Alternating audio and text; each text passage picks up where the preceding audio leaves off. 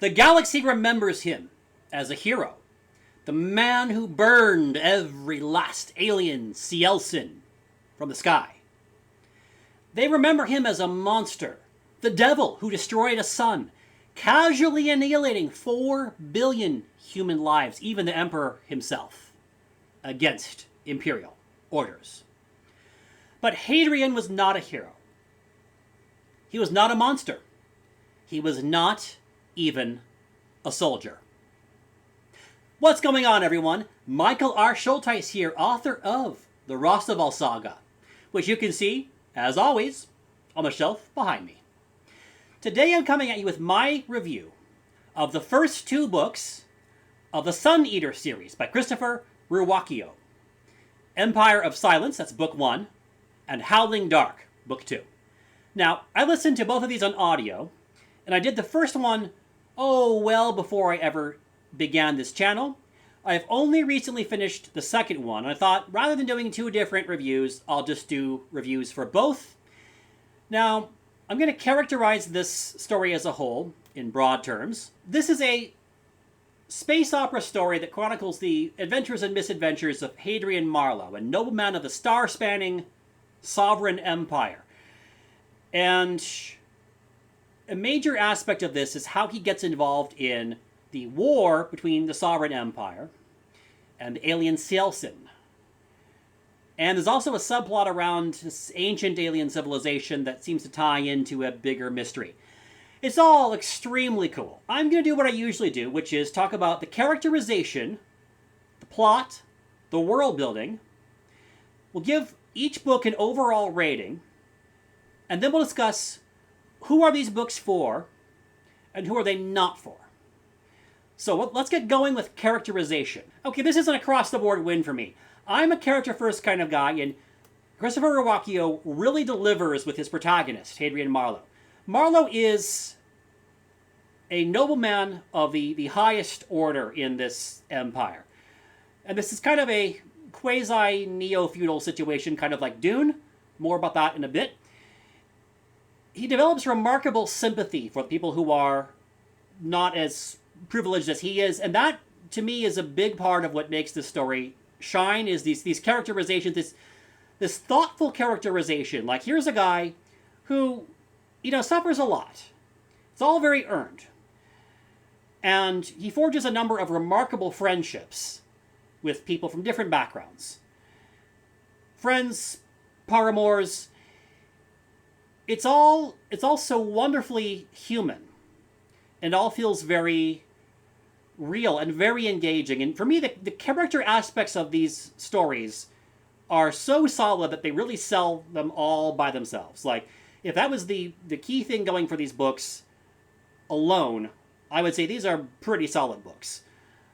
Because the character work here is just so good. It's just so well done. I'll say that there's a lot to like with regard to the secondary characters.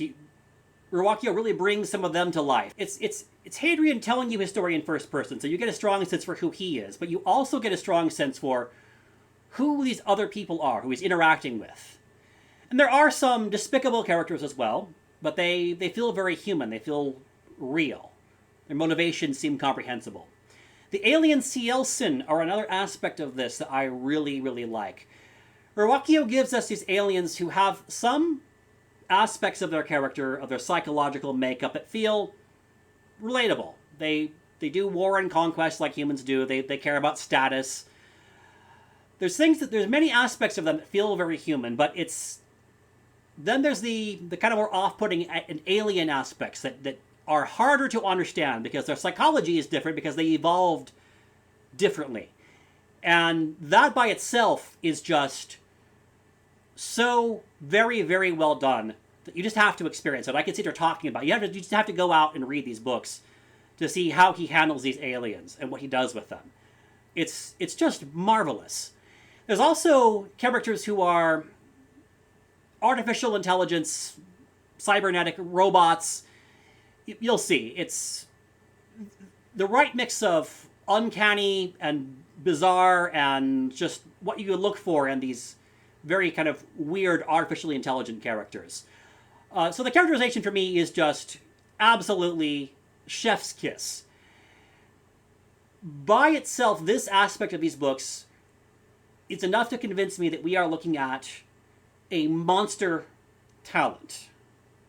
But more about that below. So let's talk about plot. There's a lot of good here. The first book is a bit more slow burn.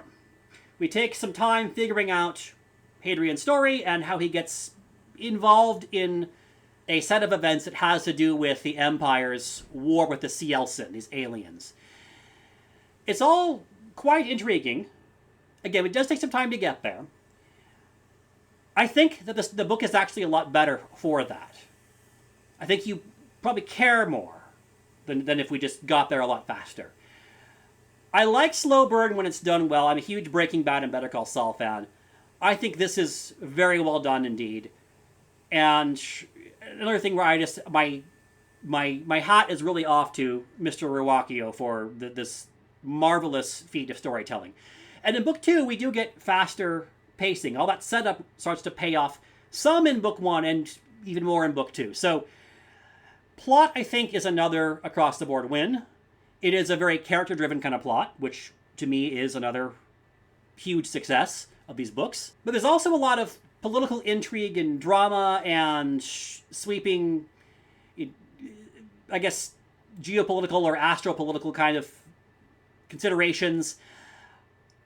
It's all very epic, and yet you get this first-person perspective from Hadrian. So the plot, honestly, the plot is another just a huge win. So that's character and that's plot for you. Now let's talk about the thing we always talk about in space opera and fantasy, world building. So the world building here, the whole thing feels very Dune, a la Frank Herbert.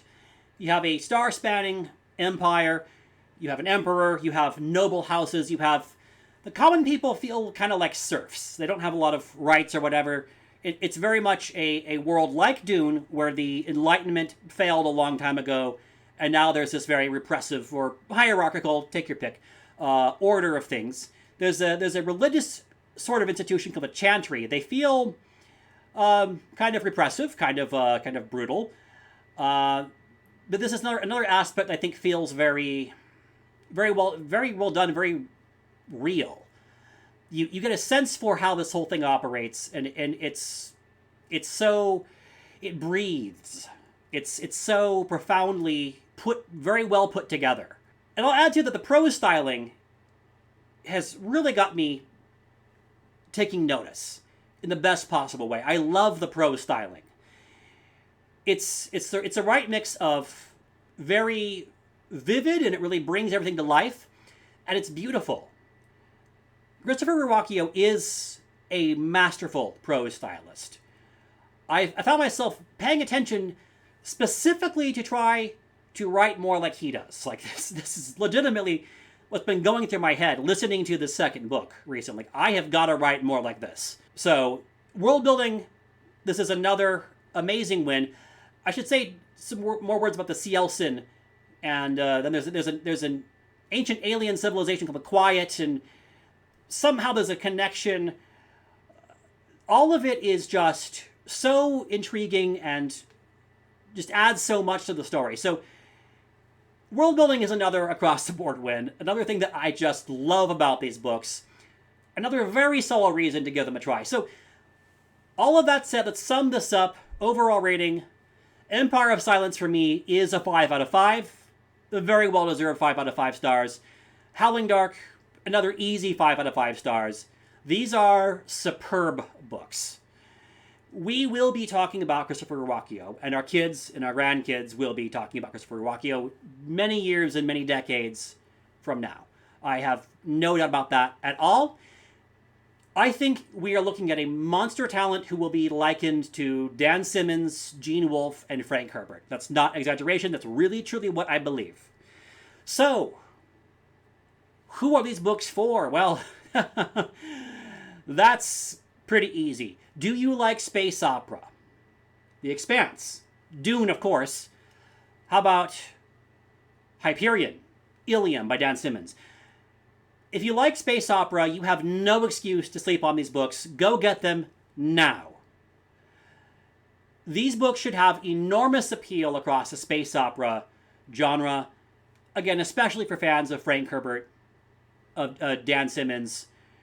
I'll add Gene Wolfe too. Now, The Book of a New Sun is not space opera; it's Dying Earth. It's a different subgenre of science fiction. But the influence that Gene Wolfe has had on Christopher Ruocchio is very obvious in the best possible way. You really feel that something of the aesthetic sensibility is there, and somehow I can't shake the feeling that there's some kind of interesting world-building stylistic choices that I sense some connection there.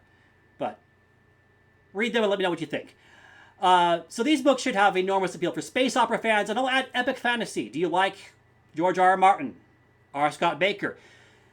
If you like epic fantasy with a very sprawling, very sweeping world where there's complicated politics and intrigues, and there's a lot of room for kind of a certain amount of moral ambivalence, although I'll say again, Hadrian Marlowe is a very sympathetic character. So he's not one of these sort of flawed protagonists. He's not an anti-hero, at least not in these two books that I've read or listened to now. But people who like those kinds of authors, again, George R. R. Martin and R. Scott Baker are the ones that come to mind as just very obvious comparisons. If you like that kind of epic fantasy, you should absolutely give these books a try, even if you don't usually read science fiction. You should 100% give these books a try. I am very confident you'll love them. All right, so I've talked about who these books are for. Now we come to what may be a harder part, which is who are they not for? Well, I've already said broad appeal for space opera and epic fantasy, so I guess if you don't like those genres like at all, this would not be a good book for you. If you like, I'll say too that if you like hard sci-fi, if that's more your jam, this is not that. You might still like it, but it's not hard sci-fi. It's a very space opera. It's what I love about space opera. Hey, we have starships and energy shields and planets, and the story is more about the characters and the political machinations and all of that, the intrigue and drama. This is why I love history, is these kinds of things. So, if hard science fiction is what you're going for, this is not that, and it might not be for you if that's what you're really after. If you want a light, breezy read, this is really not that. If you kind of have a short attention span and you just want something that's going to be a bit of fun beach reading since it's summer, not that at all. This book is also not for younger readers. There's a very kind of mature outlook on things. There's some mature content, some mature themes, but it's more the outlook and, again, there's the complexity. This is a wonderfully realized, intricate, complex world, and the stories are just marvelous. But they're not really aimed at younger readers. They're aimed at mature readers who have well-read and like thoughtful stories. This is very much a thinking person's space opera. So with all of that said, have you read Sun Eater by Christopher Ruocchio? Do you want to read these books? Do let me know in the comments. I'd love to talk to you there. And hey, if you enjoyed the video, please like and subscribe. It really helps to grow the channel, and I appreciate it so much. And thank you for watching. I'll hope to catch you on the next video.